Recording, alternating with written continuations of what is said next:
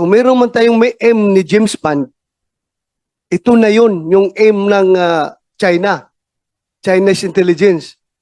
Sana huwag tayong pagtatawanan nito mga tao na ito, pabalik-balik sa Pilipinas. Ngayon, hearing tayo. Nanonood yan ngayon, tawa yan ng tawa sa atin. Senator De La Rosa. Yes, Madam Chair, at to follow up to the comments made by Senator Villanueva, how I wish, Madam Chair, na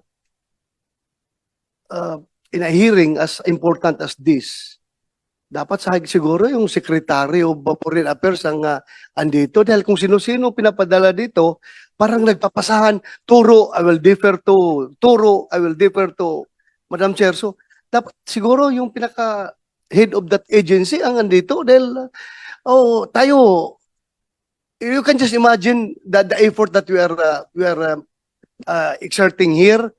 This is a matter of national security, Madam Chair.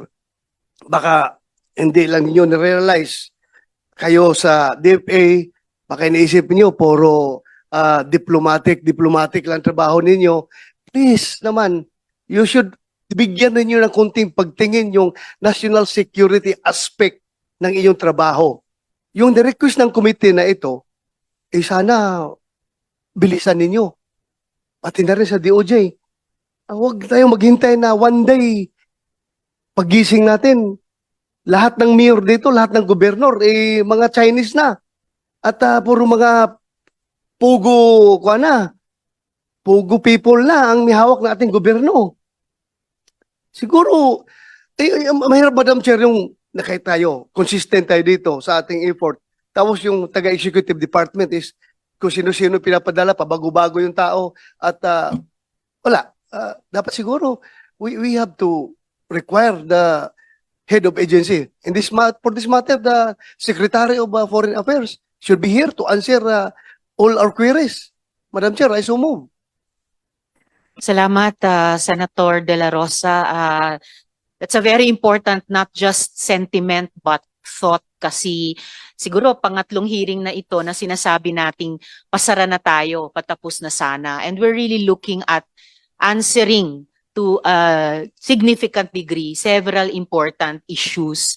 Kaya I agree with what Senator De La Rosa has expressed na sana suklian din ng executive agencies natin yung pag-estima na ibinibigay ng mga senador sa pag-imbestiga dito na sana naging present sila dito sa posibleng huling pagdinig na natin bago i-adjourn itong investigasyon.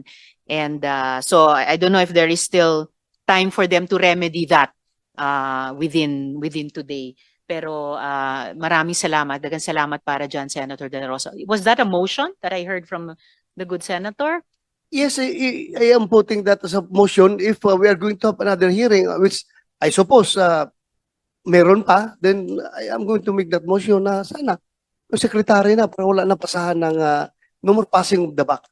In that case po, Senator De La Rosa, kung pwede niyong i-hold in abeyance yung pag-act ng ating komite sa inyong motion as we approach the end of this hearing dahil actually iniisip ko talaga pa-adjourn na tayo ng ating pagdinig.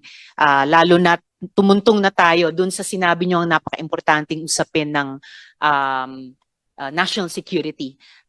Binanggit ko naman earlier, no, nung palang pagkatapos ng raid, no, sa Bamban Pogo Hub, yung ganyang mga aligasyon na ngayon mukhang mas napapatunayan ng mga ebidensyeng nakakalap natin. So if Madam Chair, if I may, agree, and salamat tayo. I Senator admire Joel. the motion filed by our dear colleague, and I know for a fact that even if we close the hearing, Madam Chair, of this particular committee, the committees of the Senate will continue to function and will call for hearings because this is, there's a lot of issues that we have unearthed here in this particular hearing. So perhaps, Madam Chair, in the next caucus of the all members caucus of this institution, let us make sure that we ask the secretary or at least the USEC level because and with all due respect to yung mga nauutusan ng secretary at departments dito,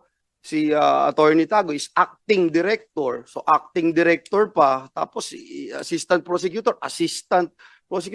So hilingin naman po natin, Madam Chair at dear colleagues, and I'm appealing to all of you na kung hindi man secretary, at least yung undersecretary na may alam dun sa usapin natin, Madam Chair. Thank you, Madam Chair. Thank you, Senator Joel. And I appreciate the presence of, if not the heads of agencies, but salamat sa BI, then the second in command, like of NBI, the head of PAOK, USEC din, yung mga higher level na mga resource persons na nandirito ngayon, nagpapakita ng pag-estima sa ating investigasyon. So just to go back at this point, and salamat kaayo to Senator De La Rosa for holding in abeyance the action of the committee on his motion till towards the end of today's hearing. So Attorney Tago, sinabi nyo na no na DFA can request access to SHE from the Thai government, sabi nyo nga sa ilalim ng mutual legal assistance treaty. Hindi naman natin extradite dito eh. Ang hinihingi lang natin ay makausap siya ng ating mga otoridad. Kayo din sa executive. And I just want to make this of record, dear colleagues. The reason this is important to me is this. I have persuasive information that the file of at least one young brother is with SHE, conforming that young brother as a foreign agent. Kaya napaka-importante po makapag-establish ng communication kay SHE sa pamamagitan ng Thai government sa ilalim niyang Mutual Assistance Treaty dahil mukhang yung buong gobyerno natin, hindi lang kami sa legislature, kayo po sa executive, may makukuhang importanteng impormasyon para sa proteksyon ng ating gobyerno laban sa ganitong mga foreign covert operations. And lastly, Attorney Tago, for the DFA today, yung pangalan po bang Ma Dongli, lumitaw na po ba sa radar ng department? Madam Chair, I will defer, Madam Chair, to our Acting Director Van Pongwi with respect to, I believe it has, but All right, let's hear it straight I from will, the acting director in charge.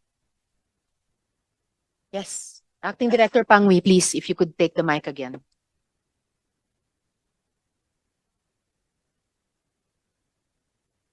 So, lumitaw na po ba sa radar nyo yung pangalang Ma Dongli? Good afternoon, Madam Chair. The name Ma Dongli so far as for consular has not yet been raised. Mhm. Normally for consular, we deal, if not for passports, for visa applications, but as for info, it hasn't been raised yet. Okay. Pero nakita nyo naman sa photos namin, sangkatutak na visas na ang natanggap nitong Ma Dongli. Tulad ng sangkatutak na visas ni Shi Zhejiang from at least 3 sources, including CESA and 2 other sources. Yes, ma'am. We take note of this. For the information of the body, Madam Chair, the DFA only issues tourist entry visas into the country. And normally before we issue entry visas, we need to get clearance from 2 other agencies, the Bureau of Immigration Mhm. and the and NICA, before we issue from our foreign service posts Mhm. visas, tourist visas for entry to the Philippines. Upon entry to the Philippines, it's up to the other agencies whether they will grant other SRIVs or other visas for longer stay here in the country. Salamat, Director Pangwi, which brings home the point again and again na ang gulo-gulo kasi ang dami-dami nating ahensyang nag-i-issue ng visas tapos walang consolidation sa database, walang checking, cross-referencing, kaya nalulusutan ang isa o ilan until it comes to an investigation like this in the Senate. Kaya matagal na ring nasisilip ng aming komite na yun yung isang remedial legislation para i-tighten at isara yung mga gaps sa ating mga institusyon at sa ating mga proseso tulad ng visa issuance. Yes, Senator Sherwin. Madam Chair, si Ma Dongli is not, hindi siya bago sa bansa natin. In fact, checking the flights from 1995 to 2018, he traveled to the Philippines 37 times. No?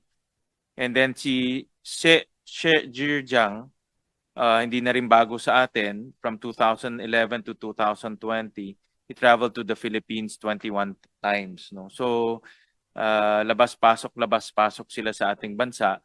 And we all know that si Mr. She nakulong sa Thailand for the same crimes, no? Human trafficking, scamming, and other criminal activities. Madong Lee is a partner of Mr. She in the Yatay Myanmar company which operates yung Pogo Hub sa Myanmar. No? So, in other words, magkasama itong dalawang to. Thank you. Thank you, Senator Sherwin. At hindi rin bago sa ating komite yung pangalang Yatay kasi yun yung pinagtrabahuan nung 11 mga Pilipinong na human traffic. Akala nila papunta silang trabaho sa Bangkok, tinraffic sila dun sa Shwekoko region sa Myanmar, sa Yatay din. At dun sila kinailangang i-rescue noon ng mga international NGOs, mga anti-trafficking advocates sa Myanmar, Thailand border at ng ating Philippine Embassy, hindi sa Yangon pero sa Bangkok, kasama nung ilang mga kasamahan natin dito sa Senado. So, Madam Chair, yes, Senator De La Rosa. meron ba tayong BI dito? Meron po. Actually, sila yung susunod na tatanungin ko. Alright, Yes. you may take first crack at it, Yeah, Senator De La Rosa. Yeah, Madam Chair. Attorney Biado, Yes, boss. nakita na naman niyo yung mukha ni Madong Lee. Yes, boss. Yeah. I hope hindi tayo pagtatawanan nitong mga tao na ito because kung meron tayong sasabing sino bang above kay James Bond? Manood ka na sine. Si M po, sir. Yung above kay James Bond, yung Si- handler ni James Bond, Si M. M. M. si M. Yes, po. Kung meron man tayong may M ni James Bond, ito na yun, yung M ng China. Chinese intelligence. Sana huwag tayong pagtatawanan nito mga tao na ito, pabalik-balik sa Pilipinas. Ngayon, hearing tayo. Nanonood yan ngayon, tawa yan ng tawa sa atin. Tapos mamaya, kinabukasan, it's a challenge tayo. Babiyahin na naman yan, papasok sa Pilipinas. At our expense. At our national security expense. At our national interest expense. At our national pride expense. Na ginaganon tayo ng mga tao na ito. Sana kayo sa Bureau of Immigration, gawa na kagad nyo ng alert. I don't know how you do it. Basta pag makita nyo itong tao na ito na papasok sa Pilipinas, kunin nyo kaagad. I don't know how you do it. You know, kayo naman ang immigration, di ba? Yes po, Your Honor. Oh, kunin nyo kaagad itong tao na ito. They'll dispose a great danger to our country. Will do po, Your Honor. Yung tao na ito, kung meron bang mas above kay James Bond, mas mataas ito kay James Bond, siguruhin natin ito. Will do po. Para hindi tayo pagtatawanan. Yes po, Your Honor. Thank you, Madam Chair.